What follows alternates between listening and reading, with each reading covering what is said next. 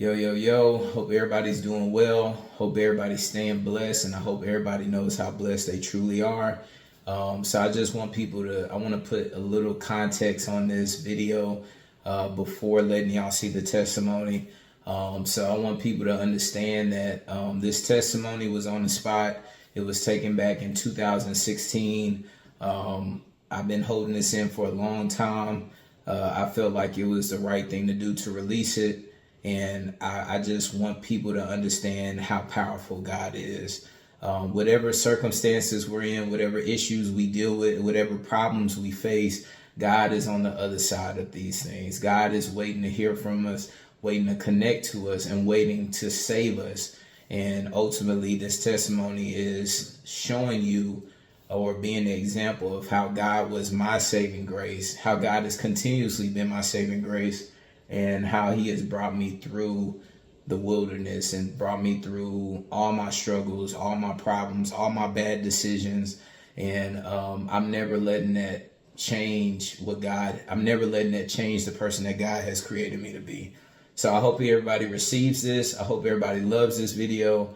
I'm also going to post another video afterwards, just post video, just giving a little bit of clarity on some of the things that I experienced growing up, and also to give some context. I want people to understand you got to keep things in context. This was my perception, and this was my upbringing. This was my life at a younger age. And at the end of the day, the whole point of this testimony is to bring people closer to God. So I hope y'all receive that. I hope y'all love this video, and I hope it blesses you. Y'all have a blessed one. And we are ready to go. Your name and why you're here. My name is Jonathan Edward Sessom, and I'm just here to share my testimony. Where does your story start? I would say my story starts when I was younger, probably when I was about 2 years old. I just remember a lot of pain in my household. I don't like talking about it because it's like, it's just something I just dealt with kind of. I just kind of grew up in it, and it was just a lot of, I feel like I grew up kind of like, on one side it was like love and comfort, and then on the other side it was like war and chaos. And I just remember it was constantly bashing in front of me growing up since I could remember. And I think that's where it all started, probably when I was like 2.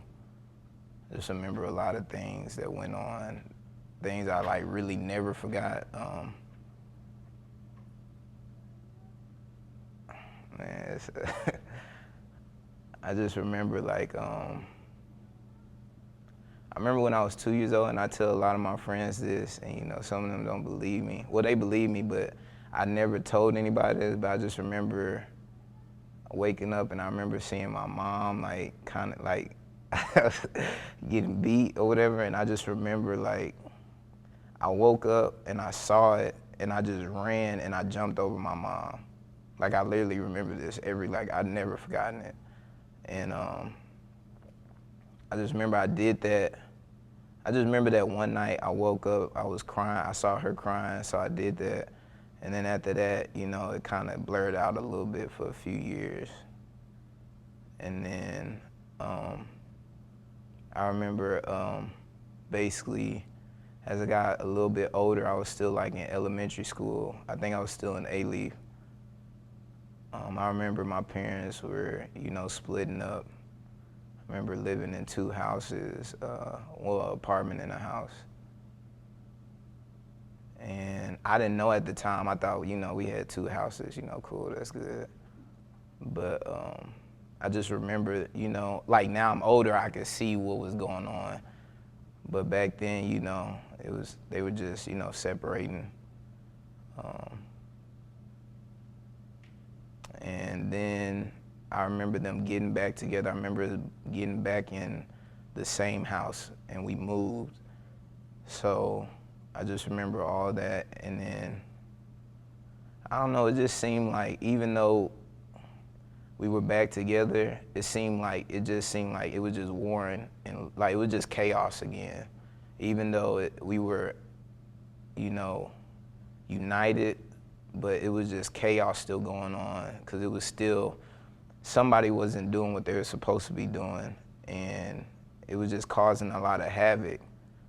And like I said, I didn't know at the time what it was. Now I'm older, I understand what was going on, but at the time, you know, I didn't know what it was, and I didn't know why I did the things I did. But I just know as I got older, and this is more into my teens, I remember I started smoking. I started smoking like weed when I was like 13. Started drinking alcohol when I was like 13. I also got in a gang when I was like 14. I remember just doing a lot of dumb stuff, like, and I didn't know why I did it, but you know, at the time. Did you grow up in the ghetto? Did you grow up without anything? Did you grow up in a place where gangs were rampant?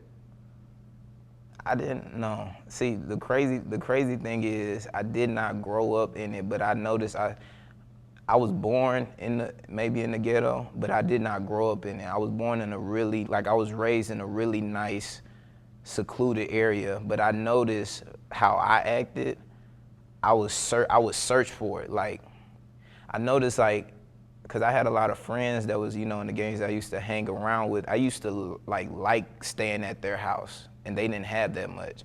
I used to always find myself kind of just traveling or trying to be with them instead of staying in the nice area, which everybody would say was nice.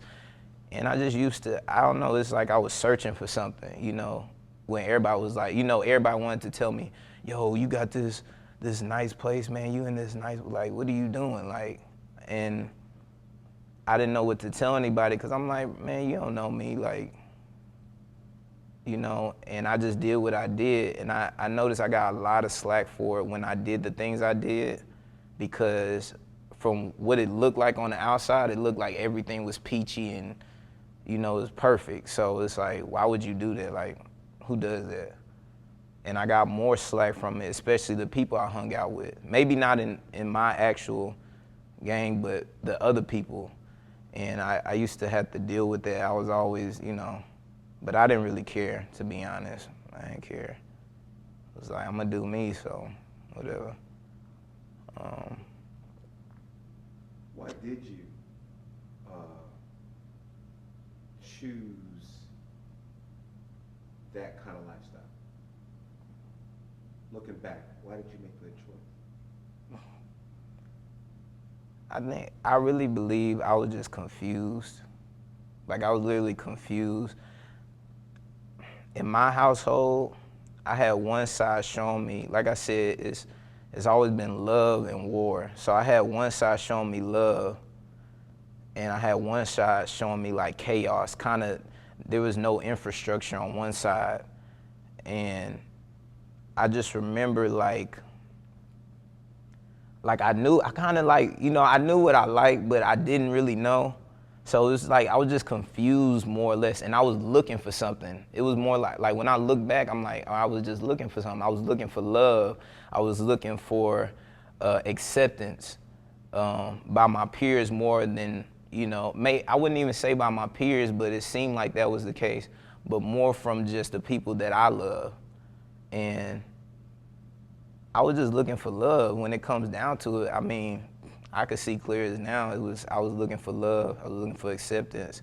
I just wanted somebody that would care about me, you know, in a certain way, you know. And then another thing was the other side that did show me love. Like, when I look back, the other side that was showing me love as I was growing up, I could see the hurt and the pain in that side, and it would also affect everything that was going around me. Because I remember a few times the person that really showed me love, which was my mom, she was so hurt, and she was like, you could just tell she was suffering.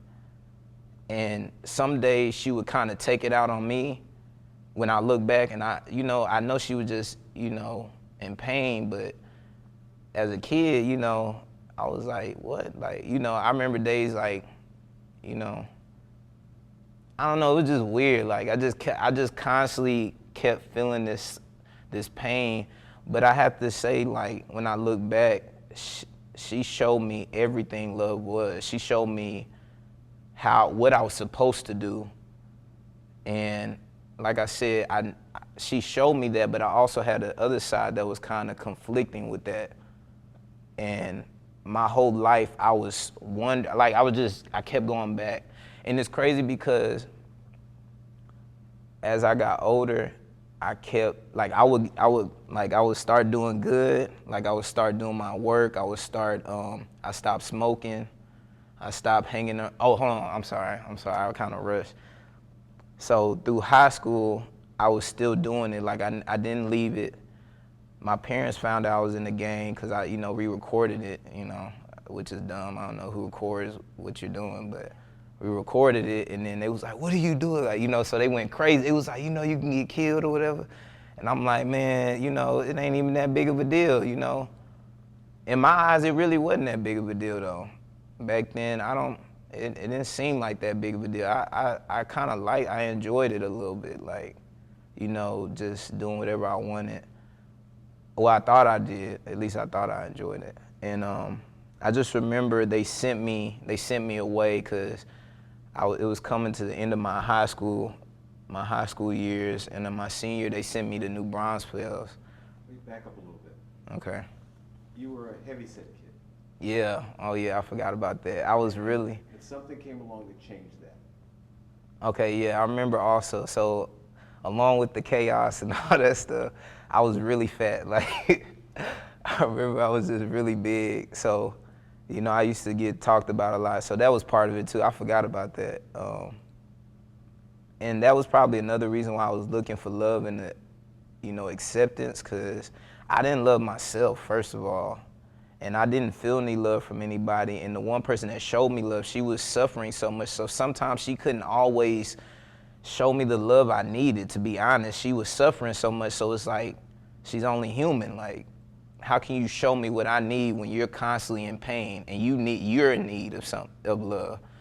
So what made that change was, like I said, I was just doing all this stuff. I was smoking, I was drinking, I was in a gang, I was just doing dumb stuff. I wasn't doing my work, I was lying a lot, I stole, anything you could think of. I just did a lot of dumb stuff, making bad decisions. And what made it change was my parents, they just came out of nowhere. They was like, you need to change. Like, they didn't know what was going on. They were just as, confused as I was. And they was like, well, we got to send you away. So they sent me to San Antonio, but specifically New Braunfels. And, another thing, I'm sorry, I keep forgetting this. Whenever I was in the gang, I played tennis, so, that doesn't look good either. That definitely does. Yeah, I played tennis. I was actually the only gang member tennis player, which is crazy. And I remember going to some tournaments, I was like, where am I playing? Like, when I think back, I'm like, that's crazy. But, yeah, I used to play tennis. And I'm gonna be honest, like, tennis was so good for me. Like, tennis saved my life when I think about it, just the whole aspect of it. Like, it was the one thing that could get me away from all the other stuff that was going on, because I loved it so much, because I could focus on me, that it got me away from everything else. And so they knew I liked tennis. They knew I was in trouble, so they just sent me to the tennis academy. They sent me to the tennis academy my senior year in high school. And when I got there, it was a totally different environment. No offense to anybody. I was around a lot more Caucasians, no offense, but where I came from, the school, I wasn't in a bad environment, but I hung around a lot of black people, that was my environment. So when I got there, threw me off, because I was like, what the crap was going on? I didn't talk to nobody for like the first 2 weeks, And I just remember this one girl came, she was like, what's up, you wanna go hang? She was so nice to me. I was like, why is everybody being so nice? Like, this is crazy. Like, you're not supposed to be that nice to people. And I don't know, I just felt a lot of love. Like, people just not genuinely nice, which was crazy, you know. I never felt that before. And I noticed when I got in that environment, I started striving. Like, I lost like 60 pounds. I was not doing any of the gang stuff. I got rid of the smoking, got rid of the drinking, because I loved the tennis so much. They were drug tested, so I was like, nah, I'm not about to do that. I'm not getting kicked out. And I ended up loving it so much that I was just doing what I needed to do. Like, my grades were amazing. Like, I was making A's and B's for the first time in my life. You know, before I didn't even try, I didn't do my work. And it just seemed like everything was just going uphill from there. Like, it was crazy, like, you know, and I don't know. And don't get me wrong, it was a lot of temptation there, but it was just like I had something in mind, and it was the tennis. And then, you know, I was just happy, to be honest, for the first time in my life. You know, I felt good about myself. I was stronger. I was doing good in school. I had friends, you know, that I could, you know, talk to about, you know, real stuff. And I had a girlfriend too, and you know, she made me feel, you know, she was everything too, you know. And I just remembered so many good things. Actually, when I left the academy, I got the leadership award. I won the most improved, well, I don't know if I won it. I think I got nominated for the most improved player. And I mean, I had a 4.0 for the first time in one semester, then I had like a 3.8.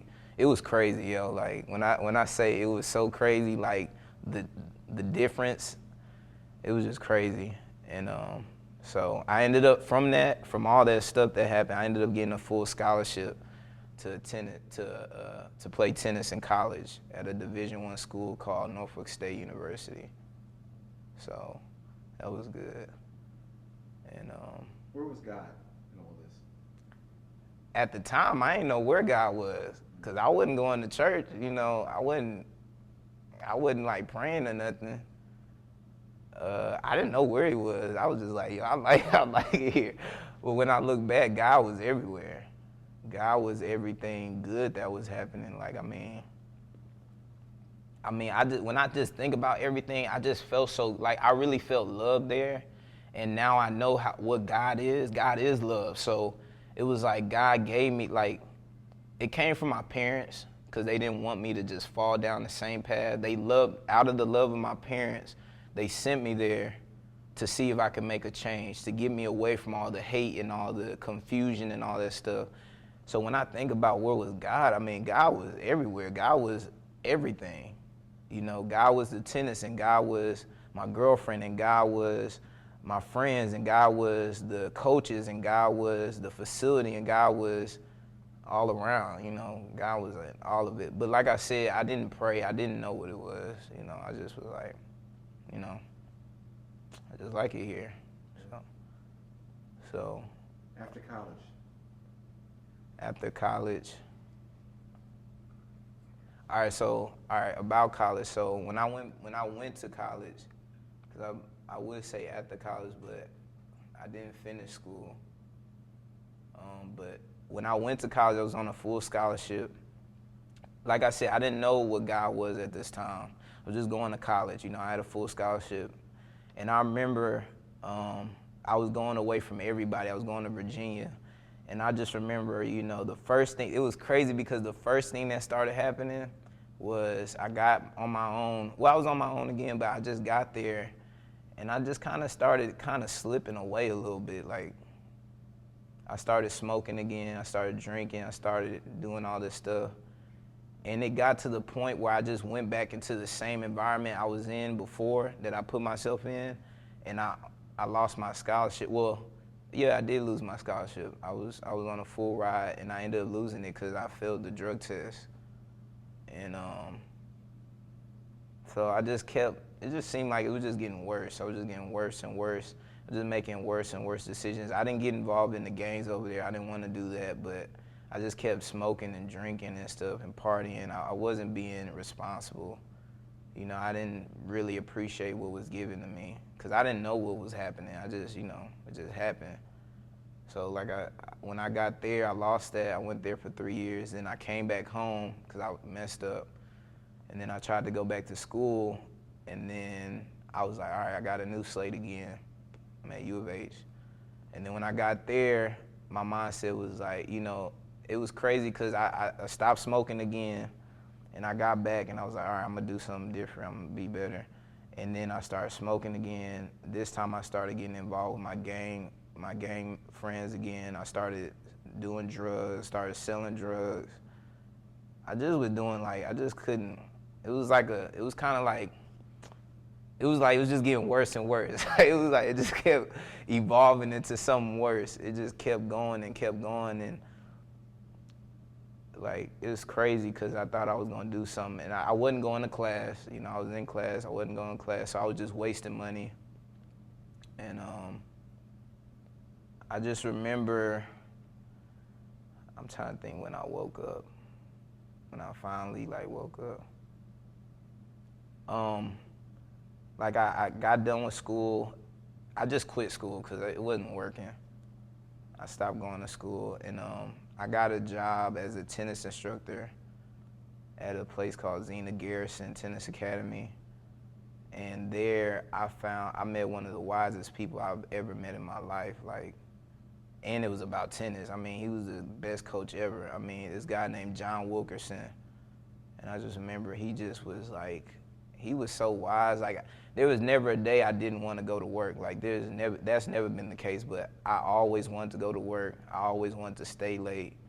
And I loved tennis already, so it was just, you know, he was just telling me things. He just kept opening my eyes and just kept sharing how the world works. And he wasn't even trying to develop tennis players, but he was just trying to develop good people, like genuinely just good people, you know, not even tennis players. But he was just trying to get you ready for the world. And I was still getting high sometimes, but he was really helping me and me trying to find who I really was and what God had in store for me, what I was supposed to do.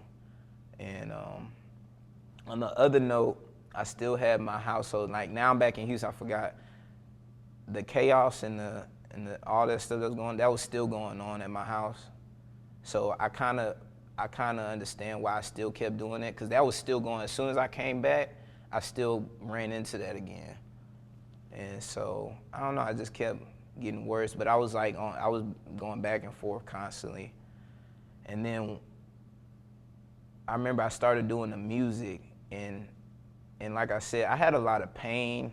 Like, now when I look back, I had a lot of pain just I went through. So when I did the music, you could hear my pain. You could hear everything that I was going through, but it wasn't like suffering pain like what my mom was going through. It was like anger, and like it was anger, and it was like hate, and it was like lust, and it was greed. It was everything in that realm. It was just everything coming out. So I just did the music, you know, and I made some songs that when I hear it today, I'm like, yo, you were crazy. Like, something was wrong with you. So, you know, that's where I started going to the music, you know, because I was actually kind of good at it. And I remember I started doing music, so I started putting my music out there. And, you know, I had a lot of hate in my heart still. You know, I was still doing stuff.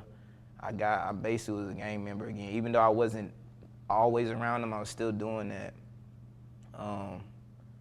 And I started noticing what it was doing to people around me. Like, it was changing people. It was like people were like, everything that I saw, it seemed like when the more people that heard my music, the more people started feeling my pain and showing the hate that I was showing or that I was feeling. And it was just all around me. Like, I just remember like I tell my mom, I was like, yo, I felt like everybody was just trying, like, hate. It was just hate everywhere. It was hate here, hate there, hate there. The only place that it wasn't hate was like the one person that truly showed me love, which was my mom. And it was just hate everywhere. Like, and I was like, yo, what is going on? Like, I was like, this is crazy. Like, what's going on? So I just kept doing it. You know, I didn't think nothing of it. And then it just seemed like it got worse. It got worse and it got worse and it got worse to the point where I almost lost everything I ever loved. But I didn't realize I loved it before, but I almost lost everything. It came to the point where I thought the people that always showed me love, the people that were always there for me, it seemed like all the gang stuff, all the drinking, all the lies, all the deceit, it finally came to, it's like, it was like, all right, this is it. It seemed like I did all that, and it seemed like, even though it was my fault, it was all my fault, it seemed like it was about to affect the people that have always had my back, that have always been there for me. It seemed like through everything I did, it was now they were about to pay for it, which I didn't see that before. I was like, nah, this is me. This all me. I ain't got to worry about them. But it came to the point where they were about to pay for the decisions I made, and I mean just the choices I made. I mean, and for like 3 days I felt like a zombie because I thought there was like a hit out on my parents. I feel like a zombie. Like my mom would tell anybody, like she was like, yo, you just was not I didn't sleep for 3 days. I was like in my bed, like eyes open, like, cause I couldn't do nothing. Also another thing, I wasn't scared to die, to be honest. I wasn't scared at all. I was actually like, man, whatever, I go do it myself. Like if it's somebody got a problem, I go handle it myself. I was never afraid to die, but when I told them how I felt, they thought I was crazy. It was like, you're crazy. So they kind of kept me, I couldn't call anybody, I couldn't get anything, I couldn't grab onto any material that I felt secure that I can do something with and, you know, respond back like, what, you got a problem? Like, what's up? Like, you know, so I couldn't grab anything, I couldn't go to anything, I didn't have nobody could help me. And the people that, you know, I don't know, it was just weird, I was just stuck. It was like I was in a cage and, you know. Let me get this straight. You said you thought someone was gonna kill your parents. All right, so when I did the music, I was just putting out music, you know, and I was putting out it was more of a mindset. It wasn't necessarily saying I did this. Yes, I was in the gang. Yes, I did a lot of dumb things, but I put out some music basically, you know, with just all the hate that I had in my heart. And I used to just say whatever I wanted. No matter what it was, I would say whatever I wanted. And what I really thought, you know, that was just my mindset. That's what I thought. And I thought, like, you know, I don't know if it was the truth, but it felt like, you know, people were responding because it was what I was putting out there was from the streets, because that's where I was, you know, that was where my mindset was, and it felt like the streets were responding back. You know, they were responding to my hate and everything I put out there, to the point where it seemed like it was like, okay, so you're not gonna respond to this, because I didn't think nothing of it, but it seemed like it was all about to just come back to my parents. Like everything was coming back. And like I said, I told my parents this, I'm like, look, yo, we got, you know, something's crazy, and you know, and they was just like, you what's wrong with you? Like, they didn't even believe me. I'm like, nah, yo, like no joke. Like, we need it. And they just kind of secluded me from everything. So then I was really stuck. So like I said, yes, it felt like, now do I know if that's true? I think so. I really believe so, because it was just people, like I said, everywhere I was going, it was hate around me. And there was people that knew me, you know, everybody that I knew, it seemed like they were kind of turning against me. It was like so much hate. Like even the people I thought was my friends kind of started showing their hate. They started showing their true ways towards me. And then the people that are in my gang, like in my shit, they kind of was just, you know, they didn't have my back like they used to, or like I thought they used to. And it just seemed like everybody was like, and then the other people that were kind of like, you know, that we were clashing with, they were the ones that kind of, they felt like I was sending a message towards them. So what happened after the 3 days? After the 3 days, I thought I was dead. Like I literally thought I was about to die. And I felt bad, you know, I just felt like, all right, we're all about to die. Okay, I'm sorry, you know. And I didn't have nothing to go to. I had nothing to go to, no one to go to. So what I did is I just asked my parents, I was like, yo, I need to like I can't go out like this. You know, I can't go out like, I don't want people to remember me as this gang member that was just, you know, probably they gonna say I killed a whole bunch of people, that I was just like the worst person in the world. I just couldn't go out like that. I was like, if I'm gonna go out for what my kids remember me by, because I was a tennis coach. I wanted to go out for what the elders that I talked to remember me saying, yeah, he's a good kid. I wanted to go out like that. So I was like, if I'm gonna go out, I was like, let me make it right. Let me take it all down and let me put out some good stuff, you know, the stuff, the other side of me, you know, because it was two sides, to be honest. It was one side and another side. And I was like, let me put that out. So at least if I go, people don't just have this one face about me, and they just, you know, because people are going to be quick, like, look how bad he is. So I just kept praying. I was like praying. I just kept praying. I was like, God, please I just want to make it right. I just literally want to make it right. Like, I'm sorry for everything I did. Like, I just started praying. That was the only prayer. Before, I've never prayed to God. So I just started praying to him, and it was crazy because he talked to me. He actually talked to me. He talked to me through my dad. He said, when I did it, when I finally came to that, and I said, look, I want to do this. I don't care if I got to die, but I don't want to go out like that. I talked to my dad, and I could hear his voice, and he said, I love you. You know, he told me he loved me, and I was like, I started crying. Like, whenever I heard it, you know, it was like majestic. It's not something you ever like really hear, but it was crazy, and I fell and I started crying, because like at that time it seemed like just the voice of it all was like, I felt all the love that I was searching for my whole life. And from that point on, I woke up. Like, after that happened, I was able to sleep. Like, it was crazy because I was a zombie for like 3 days. The next day, I was just like, I was sleeping fine. You know, my parents still thought I was crazy. They're like, you're crazy. I started praying so much. Like, I prayed so much. I started reading the Bible so much. Like, I mean, the bond me and Jesus had, or me and God had, nobody could break that at that time, because it was like, everything is over. So when he showed me, like, you know, he's been watching me, and, you know, just for me making a simple decision just to choose him, like, just literally saying, okay, I want to do it this way and not this way, he was like, all right, I got you. And from then on, like the past, since about January, so about 6 months, 7 months, my eyes have been, you know, they have opened up. You know, the truth is, like, I've seen the truth. I know the truth. I've met people. I came to the upper room. I finally joined the upper room. I never joined. I would come here and I'm like, I ain't joined this church. Like, I finally joined the upper room, and I just felt so much love. I felt so much wisdom. I just felt all the things I was looking for my whole life. And I started seeing the truth, like, why things were the way they were, and that God was there all along, you know. I mean, everything I went through, everything I put myself through, he was like watching over me, you know.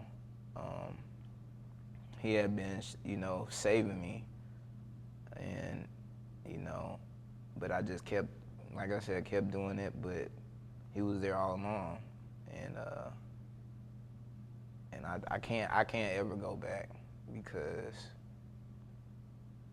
I'm happy. I'm happy, right? Like, I could actually say I'm happy now.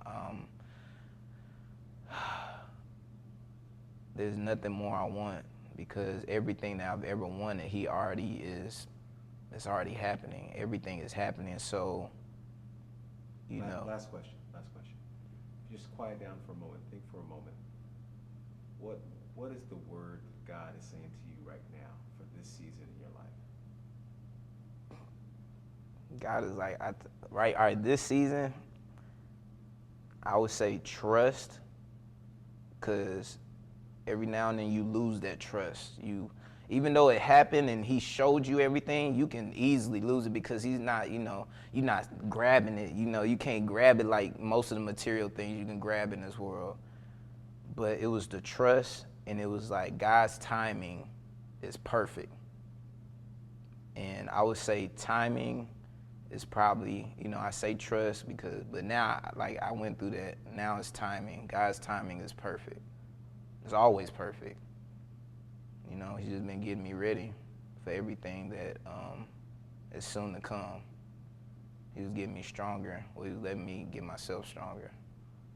And I would say now I just gotta live. I just gotta keep doing what I'm doing, because everything seems so much clearer now. And so I would say time. And his time, not my time.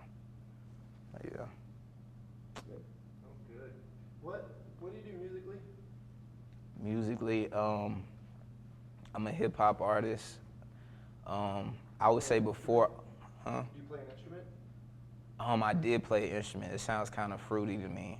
I used to play the clarinet a little bit, and I played, and that was to me back then. Now I don't really care, but I only played a little bit, so it's not like it's not like I played it and I was just great at it. I wasn't even that good, but I've always been kind of good with music, like as far as like putting together words and putting together like, beats. And I'm not a producer, but I am pretty good at just mashing together like sounds and like, having everything kind of coordinate together or whatever.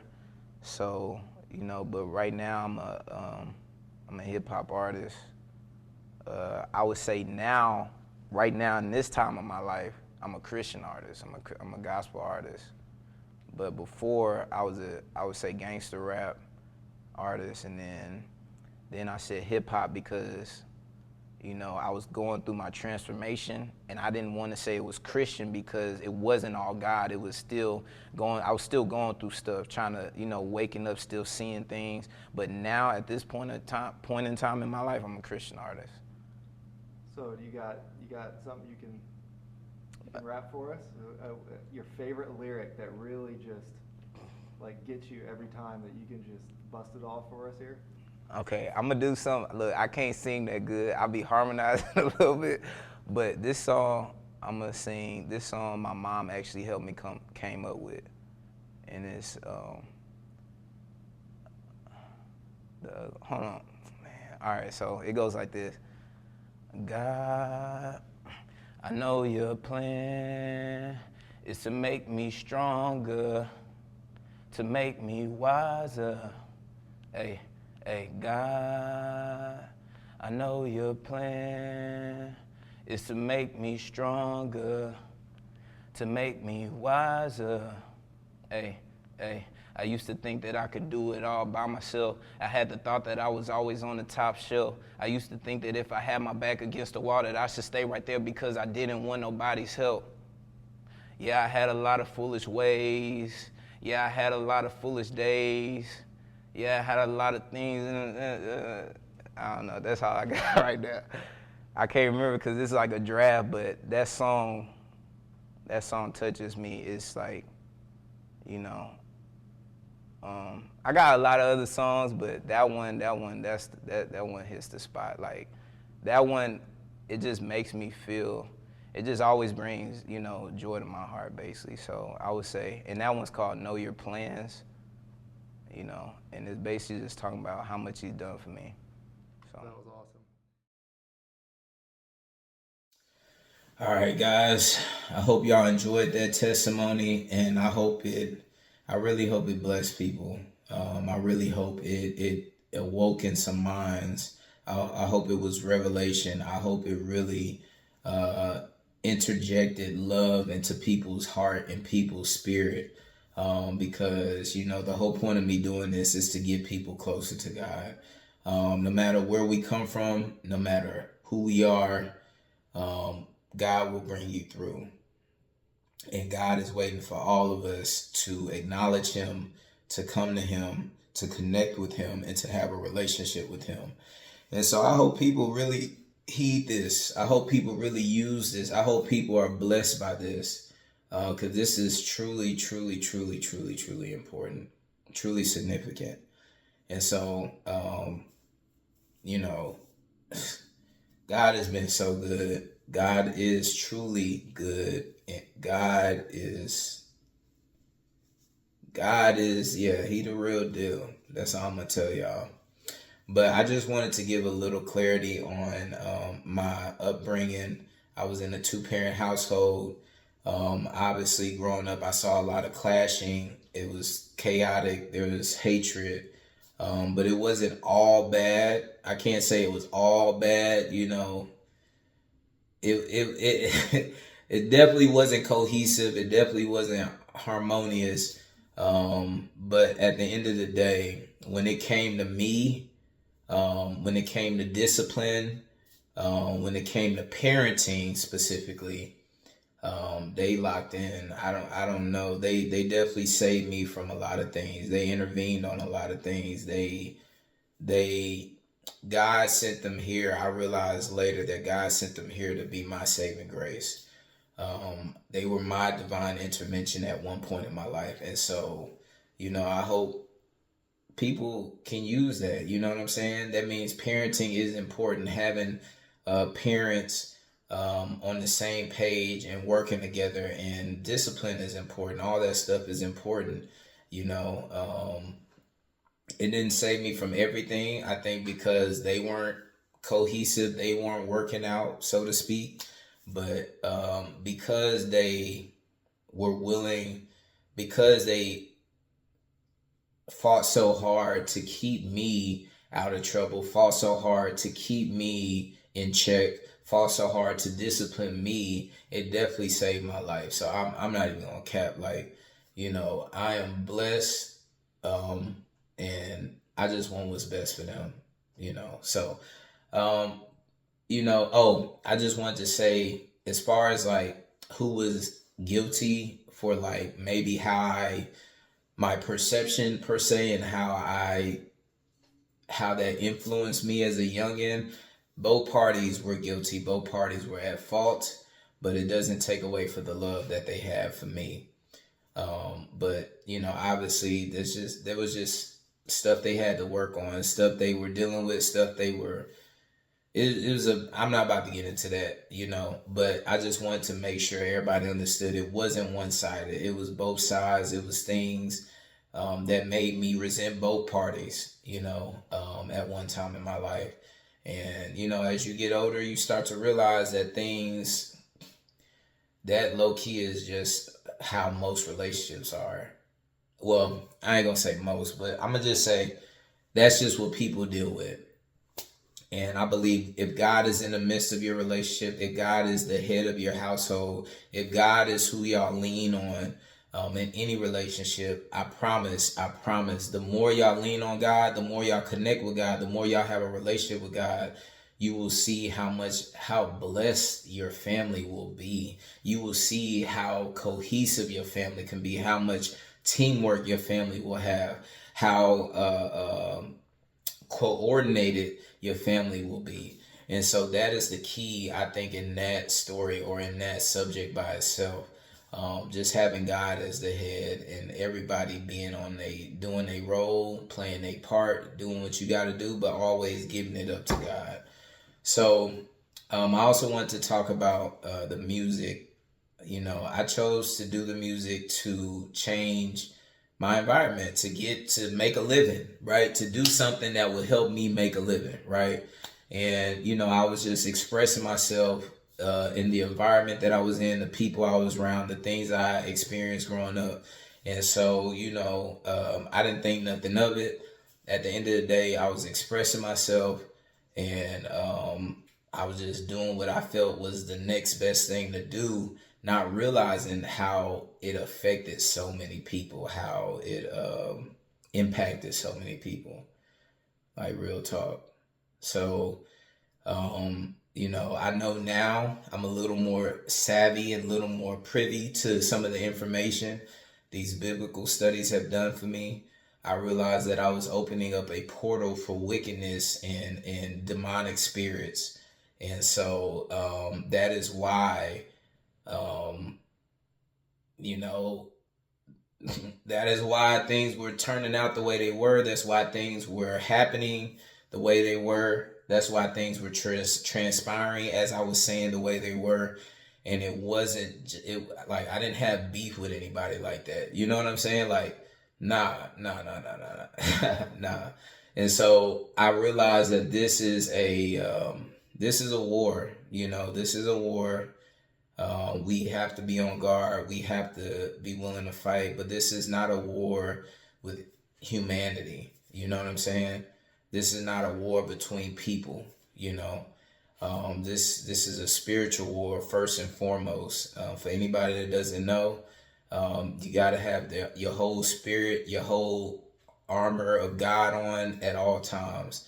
And yeah, you know what I'm saying? I learned that, I know that, and I use that. And so I just hope people heeds this.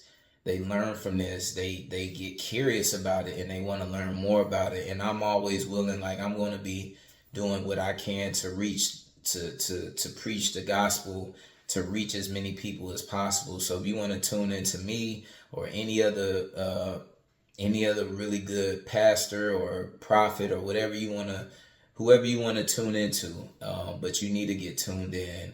And so I just hope that at the end of the day, I want people to get closer to God. I want to be able to reach people, and I want this message, this word, this album, this music, this testimony, whatever I'm putting out there, I want people to get closer to God. That is all this is about. This is what I do this for. This is my purpose in life, and I hope it blesses everyone. And I hope this was revelation for a lot of people. So everybody stay blessed. Everybody I hope you realize how blessed you truly are. And we're gonna close out as we usually do. In Jesus' name we pray. Amen.